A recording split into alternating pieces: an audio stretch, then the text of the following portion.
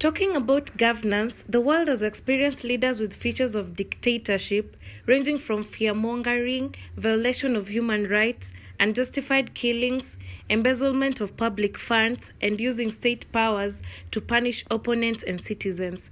On this video, I'll be talking about top 10 worst dictators in Africa, both past and present. Number 10. Jean BEDEL BOKASSA. BOKASSA of Central African Republic was a former officer in the French army. After seizing power over the Central African Republic in a coup in 1966, he declared himself president for life in 1972 and then crowned himself emperor in 1977 in a ceremony that costed $20 million. He was a killer of school children and a cannibal. He forced school children to wear uniforms with his face on them. The uniforms were produced by a factory his wife owned. When the children protested this rule, he murdered them, and in fact is said to have gouged the eye of one of the children out with his sharpened cane. He tortured his political opponents before having their corpses fed to the crocodiles and lions that he had kept in his personal zoo. This led to accusations of cannibalism. After this, the French who supported BOKASSA removed him from office in a military operation. Number 9. Jean KAMBADA. KAMBADA of Rwanda studied commercial engineering and was a leading banker before moving into Rwandan politics. After the assassination of both the president and prime minister, he was sworn in as prime minister in 1994.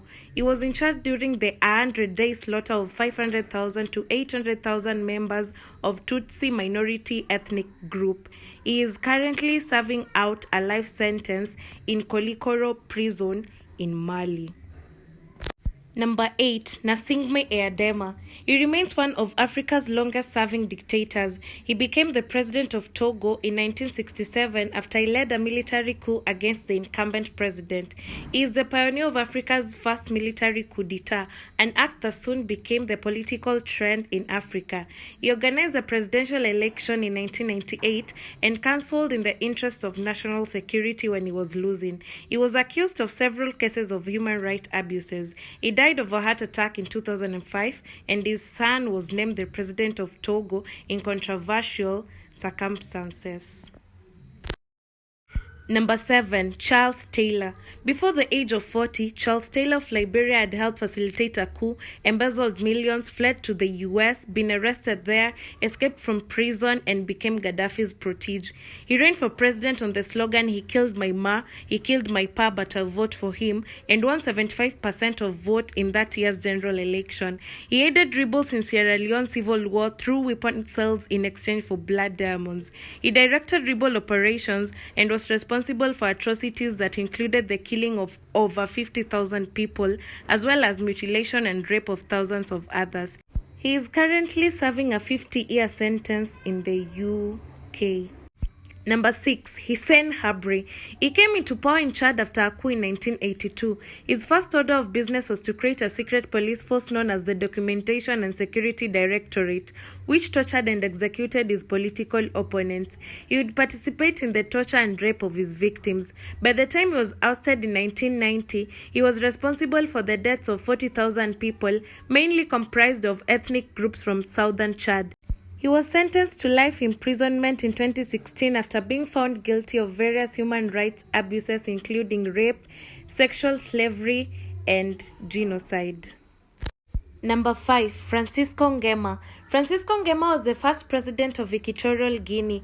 During his regime, he granted himself all direct powers of government and institutions.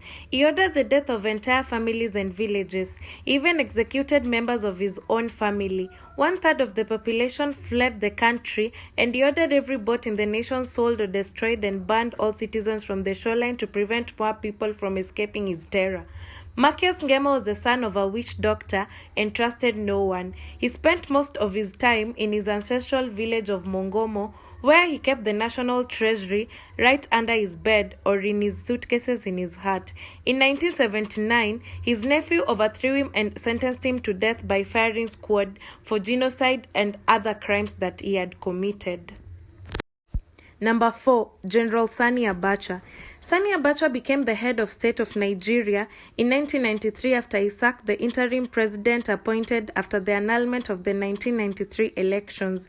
He declared his government to be above the law, and he essentially did whatever he wanted.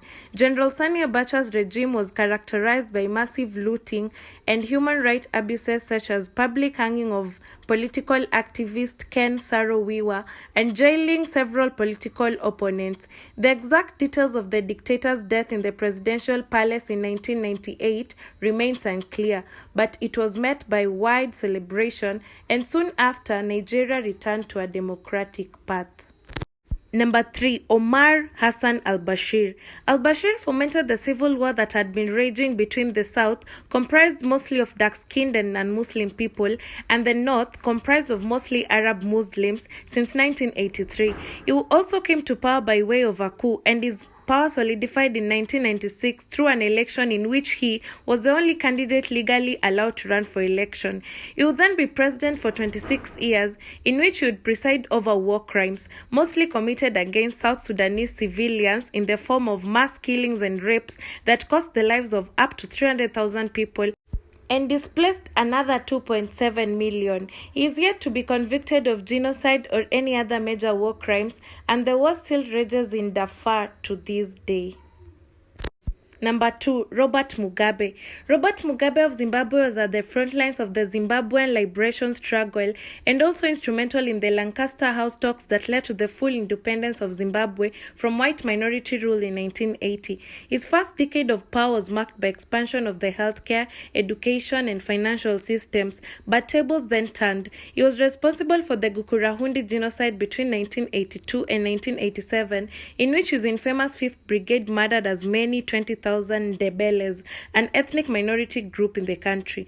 He was also responsible for the deaths of thousands of others who opposed the ruling ZANU-PF party. He ruled for 37 years and was ousted in 2017 in a coup. Number 1. Idi Amin. Idi Amin of Uganda assumed power in 1971 after a coup. Within the 8 years he was in power, he ordered the killing of about 300,000 to 500,000. He murdered ethnic minorities and disabled people, which was mostly by throwing them into the Nile to be eaten by crocodiles. He also expelled 50,000 Asians from Uganda in 1972 and had his 4th wife murdered and dismembered in 1974 for alleged adultery. He was forcibly removed from power in 1979.